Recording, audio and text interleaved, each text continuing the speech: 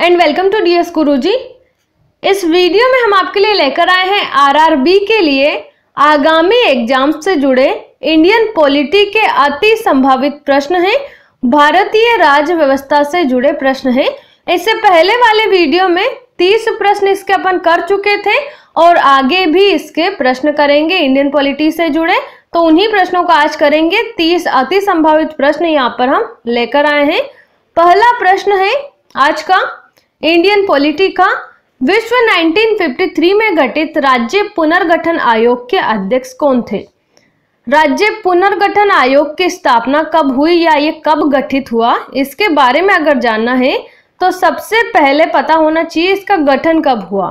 तो राज्य पुनर्गठन आयोग का जो गठन हुआ, इसका गठन हुआ था 1953 में, और इसके जो है अध्यक्ष कौन थे?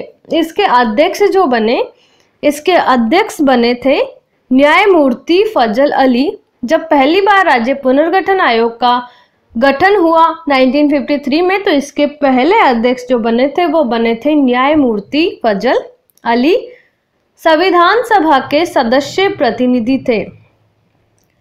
संविधान सभा के जो सदस्य होते हैं, जो प्रतिनिधि होते थे पुराने टाइम पे जब संविधान का गठन हुआ था, उसके बाद कई संशोधन संविधान में हो चुके हैं, तो संविधान सभा के जो सदस्य थे ये किसके प्रतिनिधि होते थे?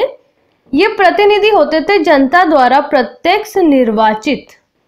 जनता द्वारा प्रत्यक्ष निर्वाचित नहीं होते थे ये होते थे जनता द्वारा अप्रत्यक्ष निर्वाचित सदस्य होते थे, जो संविधान सभा के सदस्य बनते थे। बी ऑप्शन इसमें सही होगा। इसके बाद अगले प्रश्न की अगर बात की जाए तो अगला प्रश्न भी बहुत महत्वपूर्ण है और भारतीय संविधान से जुड़ा हुआ है। संविधान सभा में सभी निर्णय किस आधार पर लिए गए? संविधान सभा की स्थापना हुई और संविधान सभा में बहुत बड़े बड़े और बहुत ही महत्वपूर्ण निर्णय लिए गए थे। तो वो निर्णय किस आधार पर लिए गए? वो निर्णय एकता और अखंडता के आधार पर नहीं लिए गए थे, बहुमत के आधार पर। इसमें ऐसा कुछ हुआ नहीं कि वोटिंग हुई फिर जिस चीज को बहुमत मिला उसको संविधान में शामिल कर लिया गया या उसका निर्णय ले लिया गया, ऐसा कुछ नहीं हुआ था जब संविधान का निर्माण हुआ। सर्वसम्मति भी इसका नहीं है। ये जो संविधान सभा में जो भी निर्णय लिए गए, ये लिए गए थे सहमति और समायोजना के आधार पर। सहमति जिसमें सबकी सहमति हो, और समायोजना अर्थात जिस पर कार्य किया जा सके और सही ढंग से जिसकी योजना तैयार हुई हो, उसी के आधार पर संविधान सभा में सभी निर्णय लिए गए थे। डी ऑप्शन इसमें सही होगा। भारत में जनप्रिय प्रभुसत्ता है क्योंकि भारत के संविधान की प्रस्तावना शुरू होती है इन शब्दों से। अब देखिए यहाँ पर लिखा हुआ है भारत में जनप्रिय प्रभुसत्ता है क्योंकि भारत के संविधान की प्रस्तावना इन शब्दों से शुरू होती है। अब भारतीय संविधान की जो प्रस्तावना है वो शुरू होती है लोकतंत्रवादी भारत से नहीं होती है, लोक गणराज्य से भी नहीं होती, लोक प्रभु क्षमता से भी नहीं होती है। भारतीय संविधान की अगर प्रस्तावना की बात की जाए तो ये शुरू होती है हम भारत के लोग, यहाँ से ये शुरू होती है और इसी से साबित होता है कि भारत में जनप्रिय प्रभुसत्ता है। डी ऑप्शन इस प्रश्न में सही होगा। भारत एक गणतंत्र है, इसका अर्थ है भारत एक गणतंत्र है, इसका अर्थ है सभी मामलों में अंतिम अधिकार जनता के पास है। ऐसा नहीं है सभी मामलों में अंतिम अधिकार जनता के पास नहीं है, बस ऐसा है कि जनता को अपनी सरकार चुनने का हक है। भारत में संसदीय शासन व्यवस्था है, इससे भी साबित नहीं होता है कि भारत गणतंत्र है, क्योंकि जहां पर गणतंत्र नहीं है, जहां पर राजतंत्र है, वहां पर भी संसदीय शासन व्यवस्था पाई जाती है। तो ये भी इसका कोई उदाहरण नहीं हुआ। भारत में वंशानुगत शासन नहीं है, यही एक उदाहरण है जिसके तहत बता सकते हैं कि भारत में एक भी वंशानुगत शासन नहीं है। यहाँ की शासन, यहाँ की सत्ता चुनने का अधिकार यहाँ की जनता को है, इसलिए भारत गणतंत्र है। ये सी ऑप्शन इसमें सही होगा। भारत में से निम्नलिखित में से कौन सा शब्द भारत के संविधान की उद्देशिका में नहीं है? भारतीय संविधान की उद्देशिका में शब्दों को शामिल किया गया है, महत्वपूर्ण शब्दों को। अब इनमें से कौन सा शब्द है जो भारतीय संविधान की उद्देशिका में नहीं है? अगर आपने भारतीय संविधान के बारे में पढ़ा हो तो आपको भी मालूम होगा कौन कौन से शब्द उसमें है। तो समाजवादी शब्द को उद्देशिका में शामिल किया गया है, पंथ निरपेक्षता को शामिल किया गया और प्रभुत्व संपन्न को शामिल किया गया है। लोक कल्याण भारतीय संविधान की उद्देशिका में नहीं है, तो डी ऑप्शन इसमें सही हो जाएगा। निम्नलिखित में से किसने उच्चतम न्यायालय के न्यायाधीश तथा लोकसभा अध्यक्ष के पदों को सुशोभित किया? वो व्यक्ति जो उच्चतम न्यायालय के न्यायाधीश भी रहे हैं और लोकसभा के अध्यक्ष पद के दावेदार भी रहे हैं और अध्यक्ष पद पर भी रहे हैं, वो व्यक्ति है केडी हेगड़े, जो उच्चतम न्यायालय के न्यायाधीश रह चुके हैं और लोकसभा अध्यक्ष भी रह चुके हैं। निम्नलिखित में से कौन सा सुमेलित नहीं है? भारतीय संविधान के अनुच्छेद यहाँ पर दिए गए हैं। अब कौन सा अनुच्छेद किस किस चीज का वर्णन करता है इसके बारे में बताना है और इनमें से कौन सा सही नहीं है वो अपने को यहाँ पर जानना है, तो इसको अपन जानेंगे। पहला दिया हुआ अनुच्छेद 18, आर्टिकल नंबर 18, इसमें सैनिक उपाधियों की अनुमति के बारे में बताया गया है, एकदम करेक्ट है। इसके बाद है अनुच्छेद 17, उपाधियों का समापन। उपाधियों का समापन इसमें नहीं हुआ है, तो यही सुमेलित नहीं है, बी ऑप्शन इसमें करेक्ट हो जाएगा। अनुसूचित जातियों को विनिर्दिष्ट करता है, जो अनुसूचित जातियां हैं इनको विनिर्दिष्ट करता है राष्ट्रपति। निम्नलिखित में से कौन भारत में कानूनों को बनाता है? भारत में कानून जो बनाते हैं वो लोकसभा और राज्यसभा नहीं बनाती है। भारत में कानून बनाती है राष्ट्रपति और संसद के दोनों सदन, ये तीनों ही मिलकर भारत में कानूनों का निर्माण होता है। राज्यसभा में भी पास करना पड़ता है बिल या कुछ भी कानून हो उसको राज्यसभा में पारित करना पड़ता है, लोकसभा में पारित करना पड़ता है और उसके पश्चात राष्ट्रपति की अनुमति भी उसकी होना जरूरी है, तभी भारत में कोई कानून बनता है। लोकसभा के सदस्यों के चुनाव में निम्नलिखित में से किस विधि को प्रयुक्त किया जाता है?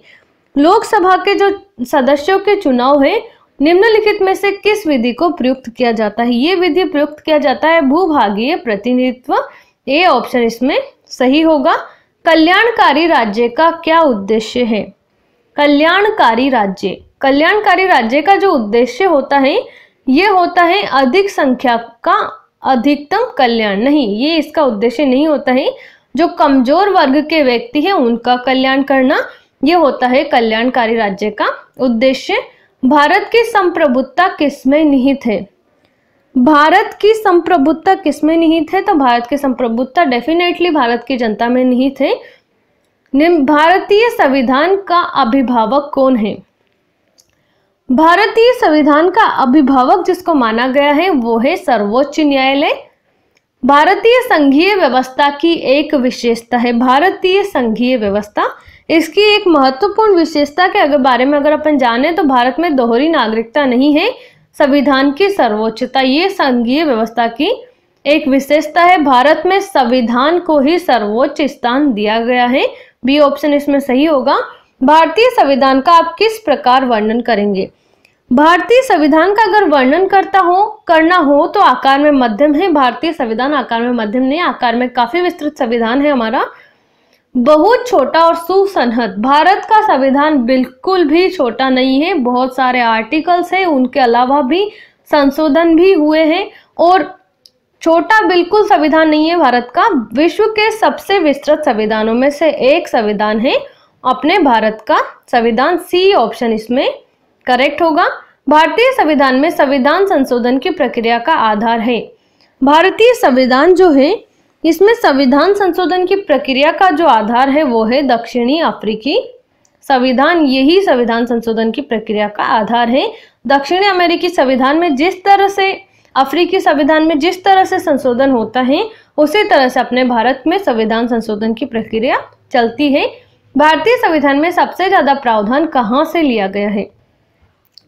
भारतीय संविधान में सबसे ज्यादा प्रावधान जहां से लिया गया है वो लिया गया है भारतीय शासन अधिनियम 1935 से सबसे अधिक प्रावधान लिया गया है। भारत में संविधान संशोधन की शुरुआत कर सकता है, भारत में संविधान संशोधन की शुरुआत की जा सकती है संसद के द्वारा। भारतीय संविधान में कितने प्रकार की आपातकालीन व्यवस्थाएं हैं? भारतीय संविधान में 3 प्रकार की आपातकालीन व्यवस्थाओं के बारे में वर्णन किया गया है। मौलिक अधिकार है, मौलिक अधिकार जो है संविधान के कौन से भाग में है? मौलिक अधिकारों का जो वर्णन मिलता है वो संविधान के भाग 3 में मिलता है। उपराष्ट्रपति के निर्वाचक मंडल में शामिल होते हैं उपराष्ट्रपति का जो निर्वाचक मंडल होता है, इसमें शामिल होते हैं राज्यसभा एवं लोकसभा के सदस्य। निम्न में से किस उच्च न्यायालय की अधिकारिता सर्वोच्च क्षेत्रों पर है? निम्नलिखित में से जो उच्च न्यायालय है जिसकी अधिकारिता सर्वोच्च क्षेत्रों पर है वो न्यायालय है गुवाहाटी उच्च न्यायालय। किस एकमात्र उपराष्ट्रपति की मृत्यु पद पर आसीन रहते हुए? वो राष्ट्रपति जिनकी मृत्यु पद पर आसीन रहते हुए वो थे कृष्णकांत। ये उपराष्ट्रपति थे और ये पद पर ही इनकी मृत्यु हो गई। निम्नलिखित में से किसे लोकसभा की कार्यवाहियों में भाग लेने का अधिकार तो है परंतु मत देने का अधिकार नहीं है? तो वो होते हैं महान्यायवादी, जिनको भारतीय लोकसभा जो है इसके कार्यवाहियों में भाग तो ले सकते हैं लेकिन ये वोटिंग नहीं कर सकते, मत नहीं दे सकते।